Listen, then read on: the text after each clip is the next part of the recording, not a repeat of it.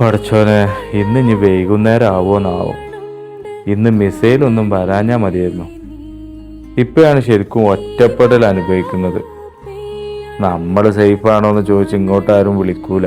എന്നാലും നമ്മളൊരു സമാധാനത്തിന് നാട്ടിലേക്കൊന്ന് വിളിച്ചു നോക്കുക. ഇന്നല്ലേ നമ്മളെ അബുവിന്റെ ആടുമന്തി നോമ്പുതുറ. ഞാനല്ല മെയിന്. പിന്നെ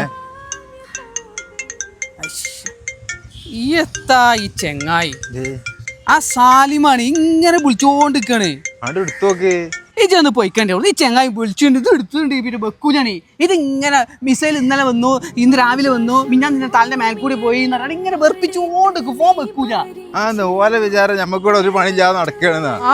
ഓല് വിളിച്ചുമ്പോഴൊക്കെ ഇങ്ങനെ ഫോൺ എടുക്കാൻ നിന്നാ പിന്നെ നമ്മളെ പണി ഇവിടെ നടക്കും. ഇജ്ജ് വേമ്പാ ആ സുൽപ്പി അവിടെ കാത്തിക്കുണ്ട്, ആ മന്തി കാര്യങ്ങളൊക്കെ റെഡിയാക്കാനുള്ള അല്ലേ നമ്മളെ നോമ്പുതുറാണ് നടക്കും.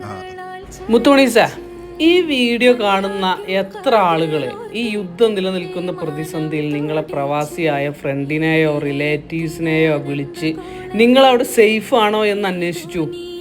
കേരളത്തിലെ ചില മീഡിയകൾ റീച്ചിനും റേറ്റിങ്ങിനും വേണ്ടി പടച്ചുവിടുന്ന നുണകളും നിർണായകമായ 2 മണിക്കൂറുകളും പേടിപ്പിക്കുന്ന വലിയ വലിയ പ്രശ്നങ്ങളൊന്നും അവിടെ ഇല്ല.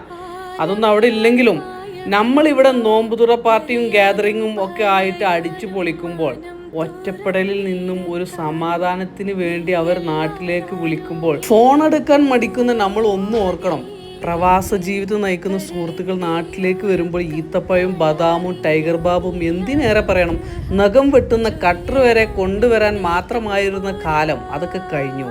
അവർ ഇങ്ങോട്ട് തന്നെ വിളിക്കണം എന്ന് വാശി പിടിക്കാതെ അങ്ങോട്ടും ഇടയ്ക്കൊക്കെ വിളിച്ച് അവരെ വിശേഷം അന്വേഷിക്കാൻ നമ്മൾ പഠിക്കണം, നമ്മൾ തുടങ്ങണം.